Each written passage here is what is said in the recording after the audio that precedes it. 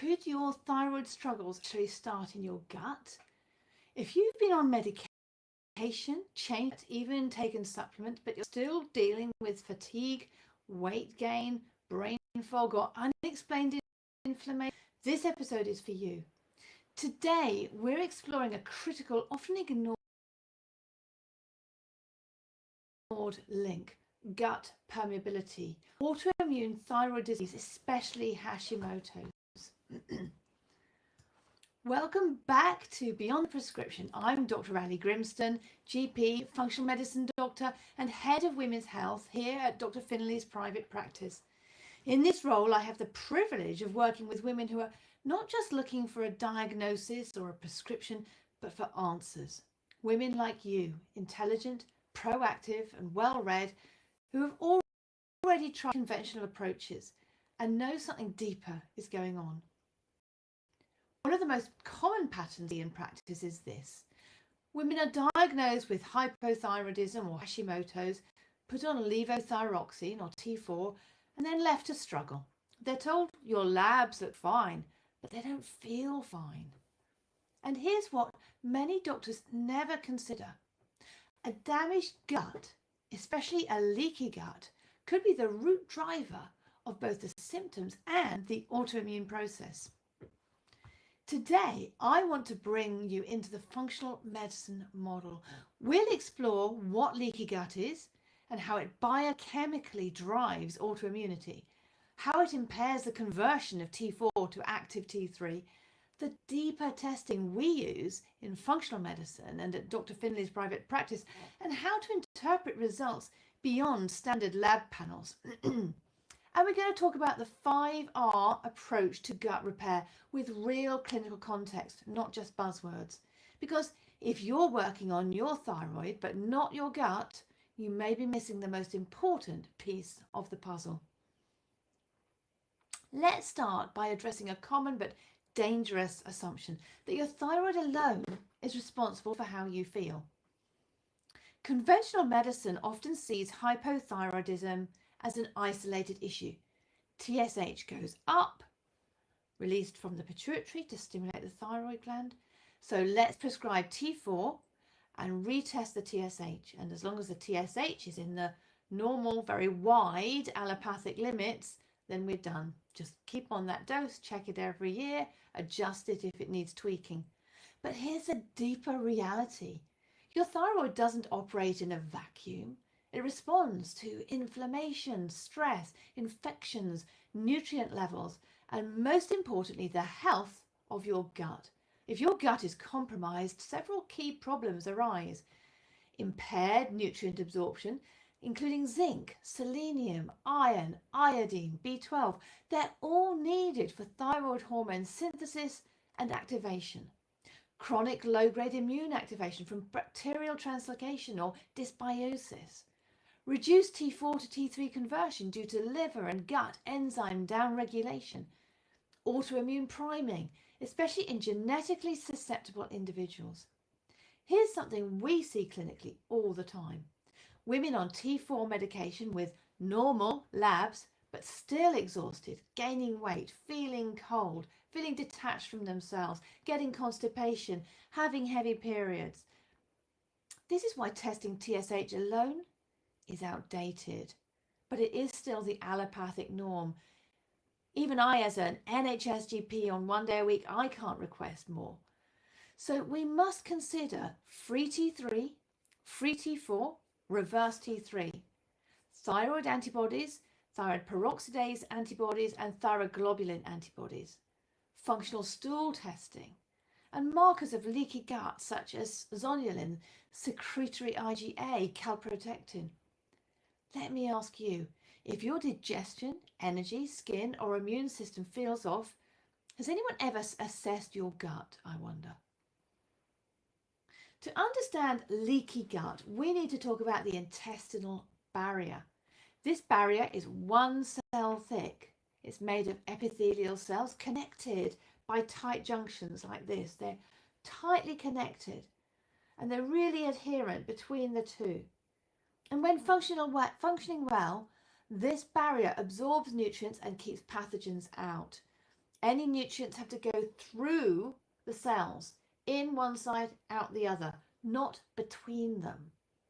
But under chronic stress, whether that's from processed food or alcohol or antibiotics or anti-inflammatories or dysbiosis, which is unbalanced bacterial balance in your gut, mold or toxin exposure, heavy metals, pesticides like glyphosate, or infections like candida or blastocystis that can occur in the gut, those tight junctions loosen. And now particles like lipopolysaccharides, incompletely digested proteins, or bacterial metabolites leak through into the bloodstream. They're leaking through between the cells instead of through the cells. And your immune system, which lives predominantly in your gut-associated lymphoid tissue, or GALT, sees these as threats. So what happens next?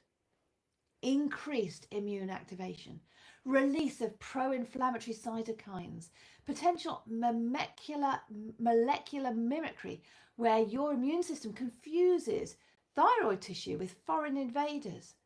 This is a classic pattern in Hashimoto's thyroiditis, autoimmune hypothyroidism, and in other autoimmune diseases actually. If left unaddressed, it leads to thyroid cell destruction, declining T3, rising antibodies, and worsening symptoms, even if your medication dose goes up. Before we move on, I want to highlight one incredibly common and often ignored contributor to leaky gut in women: the oral contraceptive pill, even the mini pill. The oral contraceptive pill is so widely prescribed, often for non-contraceptive reasons like heavy periods, acne, or polycystic ovary syndrome, and rarely with a full discussion of its impact on the gut, because if the doctor doesn't know that impact, how can the doctor explain that to the patient? Here's what the research and clinical practice reveal.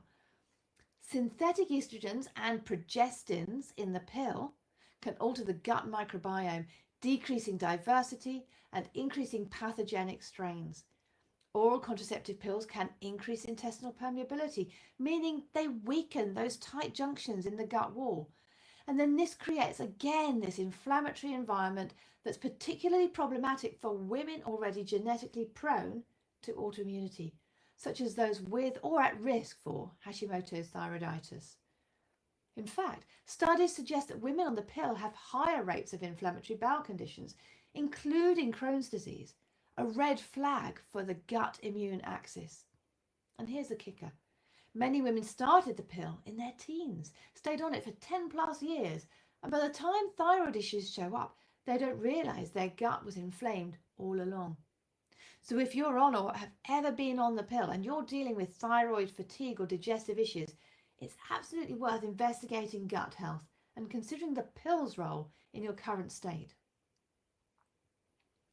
When your gut is inflamed or permeable, three major problems occur for your thyroid.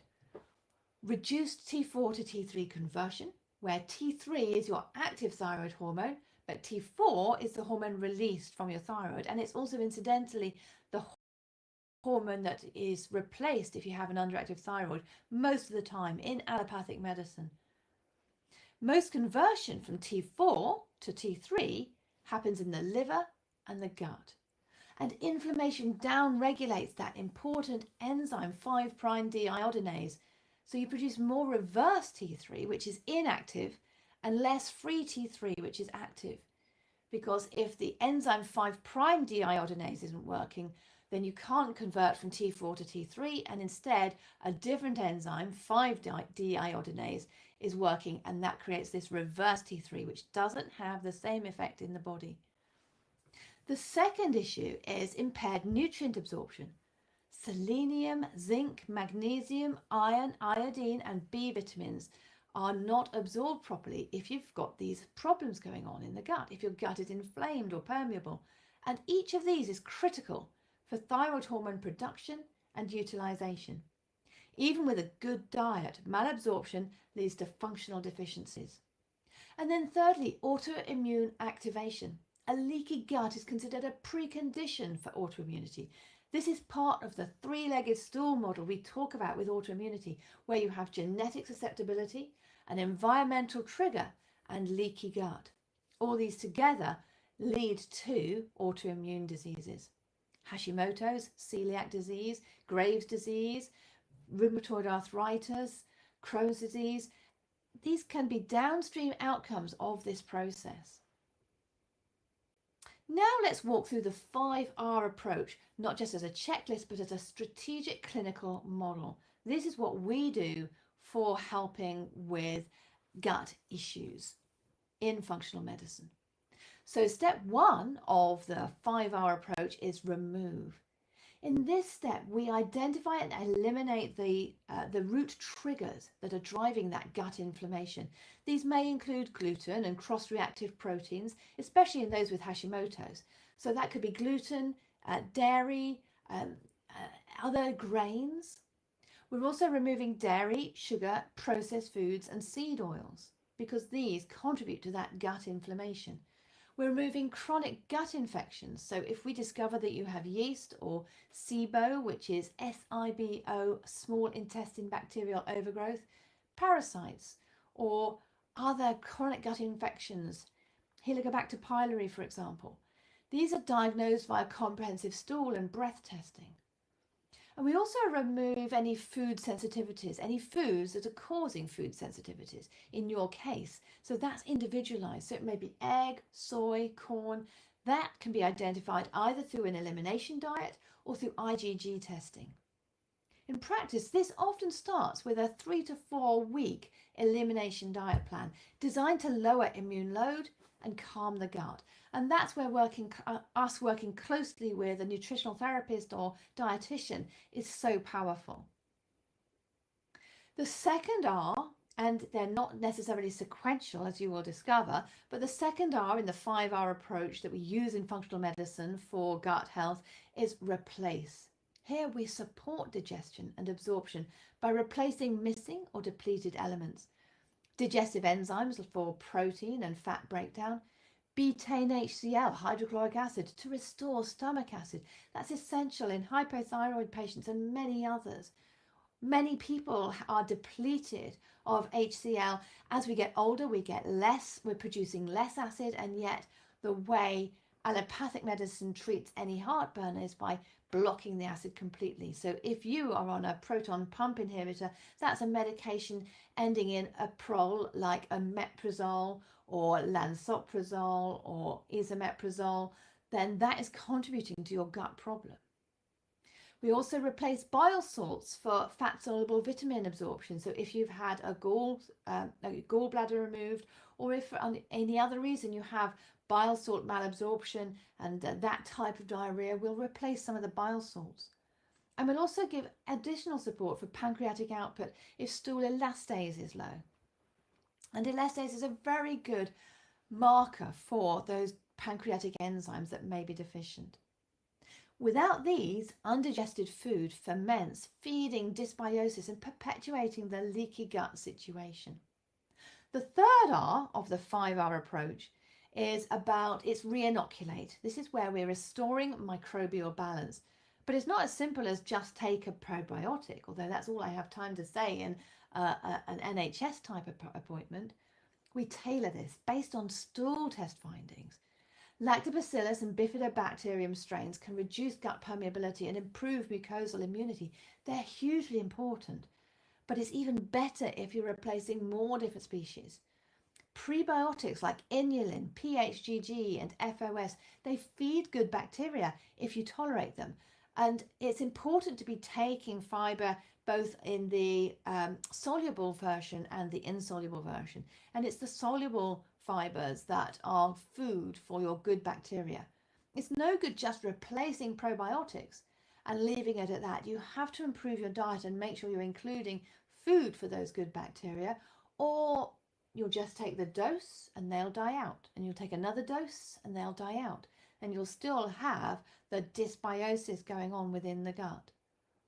And fermented foods, another way to re-inoculate. That you may need to be cautious with that in SIBO, or if you have MCAS, mast cell activation syndrome, or other histamine sensitivity.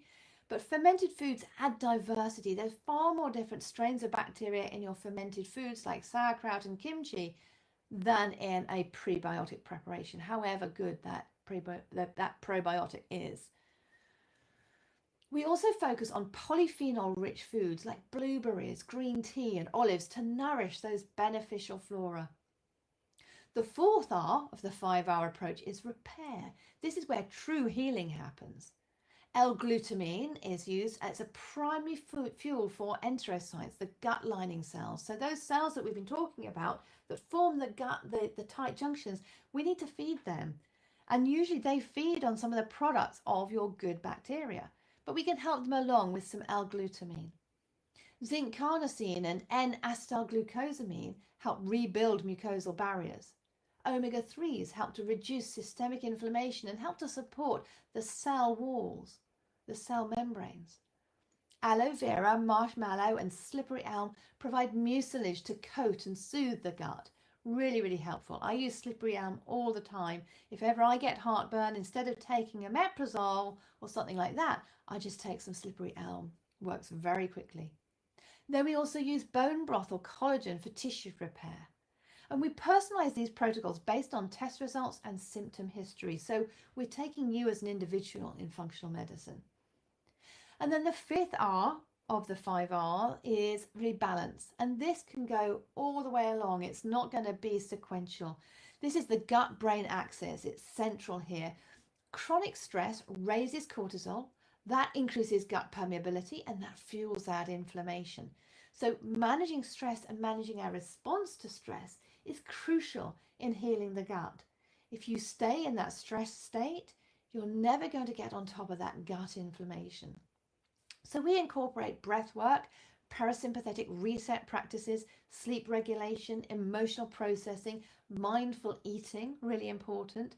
And sometimes we add in adaptogens like ashwagandha, rhodiola, phosphatidylserine that are layered in carefully, especially in Hashimoto's. And these can help with the way your stress hormones, your cortisol, is working throughout the day. And this step ensures that your gut healing program sticks. So using these techniques is an ongoing work. It's ongoing. Breath work is important. Take some deep breaths and appreciate your food before you eat. Start to slow down as you eat. Focus on your food. This will help. And if you can eat something that is bitters of some sort before you eat, either apple cider vinegar or chew on a stick of celery while you're preparing food, or you can hum while you're preparing food. That will activate the vagus nerve and help you to absorb and digest your food better. So as you can see, gut repair isn't a quick fix, but it is a foundational step in reclaiming your thyroid, your energy, and your vitality. If this episode of Beyond the Prescription helped you shift your perspective, I'd love to hear your thoughts. Let me know in the comments if that's happened for you. And if you'd like a copy of my free ebook, Gut Matters, it's about the gut-brain axis and about functional medicine approaches to that. Just drop the word gut in the comments and we'll send it your way. And if you're ready for guided support and want to work directly with me inside my VIP packages, drop me a DM with the word thyroid and we'll share how we can help. Next week on Beyond the Prescription, we're tackling a big question: why thyroid medication alone isn't enough for many women. We'll dive into why levothyroxine, which is T4 only, doesn't work for everyone. We'll talk about the role of active T3, natural desiccated thyroid or NDT, and compounded combinations and glandulars. We'll talk about when to consider a trial of combination therapy and how to personalize treatment based on your labs, your symptoms, and your response to treatment. So don't miss episode 18. That's streaming next Friday at 9.